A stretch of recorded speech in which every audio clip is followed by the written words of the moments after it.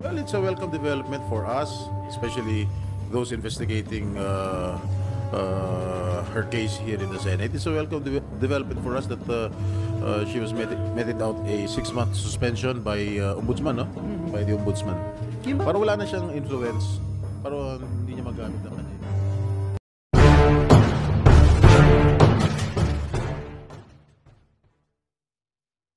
Sir, dun sa Pogo, ay isa kayo sa mga actively nag-participate. And then, ang Office of the Ombudsman nag-impose na ng 6 months suspension kay Banban Tarlac Mayor Alice Guo at sa ilang pang local officials. Sa tingin niyo maganda ba itong development para talagang mas magawa yung investigation? Well, it's a welcome development for us, especially those investigating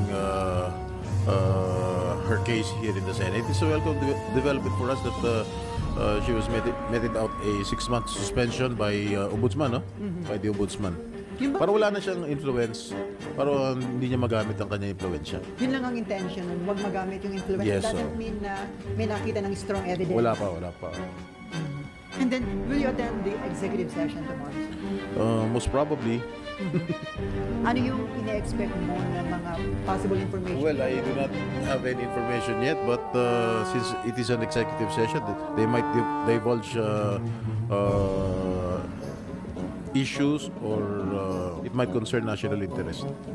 And possible din na doon makita yung kanyang connection dito Yes. sa Pogo operation. Most probably. And some criminal activities like money laundering. Maybe. Kasi medyo malalim tong investigation na gagawin. Kasi yung father, yung tatay, hindi na yata malocate. Nasa China na yata, pati yung nanay, no, who we all think, is a Chinese citizen. Di ba? Sir, are you now willing to divulge the name of mayor na sabi handle ng Pogo owned by Mayor? Alam na ni Marlon kung sino. Tapos ay sa mayor. Definitely is not a senator. Pero, sir, Mayor sa North. Sir, ba't ayaw niyo pang pangalanan ko, ipapatawag siya ng committee? Meron ka bang Well, request na I just received a very reliable information that her partner is a public official. So, sabi ko, mayor ng isang maliit na bayan sa Pangasinan. And according to my bubuit, siya yung nagpapatakbo ng Pogo operations ng owned by allegedly kay Mayor Alice Guo doon mismo sa Bamban. So sir, pinapatawag na ba yung mayor na yun? Hindi pa. Pero yung incumbent ngayon, yung mayor na yun, na nagpapatakbo ng Pogo ni... Yes. Yan na. Pero nga sir, ano ba yung... Before, sir, parang hindi kayo pabor sa total ban ng Pogo. Pero ngayon na nakita nyo yung continuous criminal activities sa mga Pogo. Are you now... Kasi yung stand ko before sa Pogo, sabi ko, dun sa mga accredited na may franchise o accredited ng PAGCOR, okay lang yun. Pero yung mga illegal, yun ang talagang tanggalin. Tsaka dapat, lahat ng mga employees ng mga Pogo operations, dapat more than 50% Filipinos. Huwag naman para Chinese lahat. Yun ang stand ko. Kaya lang sir, ang problema, maging accredited Pogo involved sa criminal activities like... Ayun, that's a different story. Pagka-accredited, kapag involved sa mga criminal activities, dapat parehasin na kagad dyan. At tanggalan ng mga prangkisa o permits. So yun lang ang dapat, hindi lahat. Hindi, wag ipagbawal. Well, that is my opinion. Kasi, first of all, pagka more than 50% ang employee mo mga Pilipino, syempre, that generates jobs, di ba? Kasi syempre, dati akong chairman ng labor, syempre, protekta natin yung mga Pilipino, no? Kailangan natin bigyan nga ng trabaho. In fact,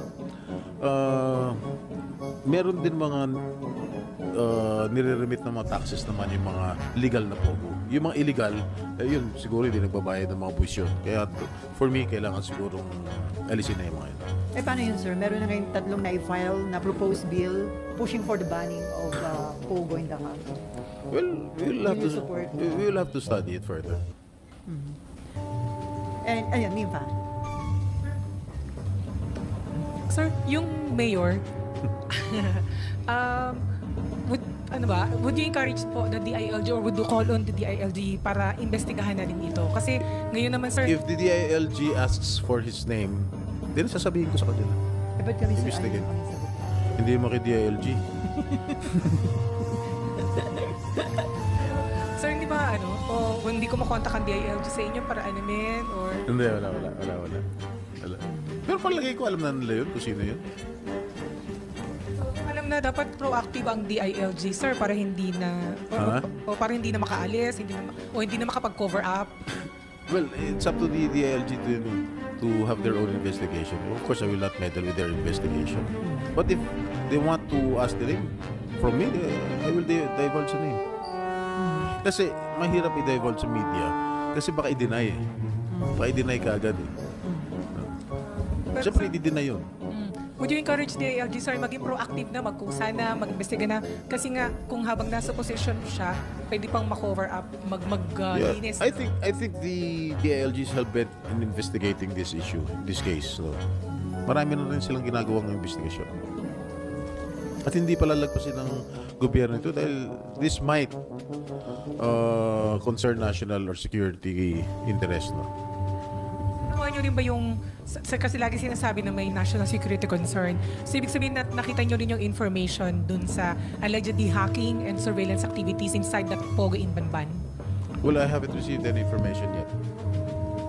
Sir, hindi ba nakakabahala na yun na yung mga local officials na i-involve na pati sa Pogo? Well, it sounds alarming for me.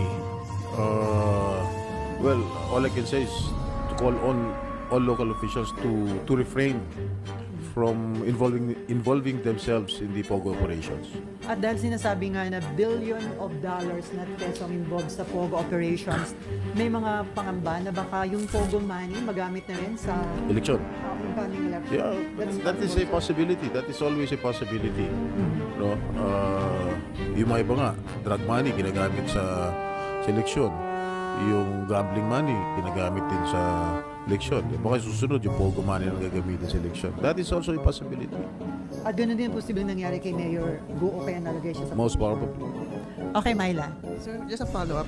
Would you know, sir, kung kasama sa ini-investigate na ng DILG yung mayor na partner supposedly ni yung mayor supposedly na partner ni Mayor. Would you know kung kasama na siya sa I do in-investigate? not have any information about it. Sir, kasi kung you're still going to wait for DILG to ask for the name, hindi ba too late na? Baka too late na kasi... Hindi naman. Palagay ko, hindi naman mga tanga yung mga taga-DLG. Palagay ko, alam na rin nila kung sino yung mayor na tinutukoy ko. Baka discreet lang yung kanilang investigation. We do not know. As of yung latest information niyo, sir, kumusta yung movement ng mayor? Nandiyan pa rin siya, sir? Yeah, he's an incumbent Hindi siya mayor. in hiding or trying I don't think so. Walang mga ganun. So, ganun siya ka-confidential? Ha? Ganun siya ka-confidential kung sa tingin nyo, alam naman ng DILG. I don't know. Parang Baka- business as usual. Baka wala sir. yung pangalan niya ron sa nakalista ron sa pagmamanage ng Pogo. Hindi natin alam. At yung tanong ni Diba? Mayor Go, gwapo daw ba? May tanong ba yun? Basta siguro, I don't know, i-google niyo. Ano ba pangalan? Mamaya sabihin ko sa inyo. Pero, sir, Alam mo rin, Marlon? Sir, just, based on your information, sir, mabigat yung evidence nyo na talagang directly link itong Well, partner. that is why I did not pursue my line of questioning. Because I still have to receive additional information regarding the link between the mayor, the alleged lover of Mayor Alice Go, and in connection niya sa Pogo operations ni Mayor. Without disclosing, sir, yung hawak ng evidence, pero ano lang to, sir, verbal, documentary, ano yung Wala. It came from a very reliable source, no, na yun nga yung kanyang alleged lover ay involved sa Pogo operations. Since no disclosure niya, sir, wala pang additional information. Wala pa. Backing that. Wala pa. Pero na-share niyo na, sir, sa Committee on Women yung name ng mayor. Hindi pa. Eh, doon sa executive session mo kasi. Baka. Okay, Marlon. Senator, sir, What's the danger of politicians involving themselves sa POGO operations? Tsaka yung, again, may term na sila, POGO politics yung nangyayari. Well, syempre, bawal yun. Once they're found guilty of engaging themselves in any operations of POGO, I think the ombudsman or the DLG must take action.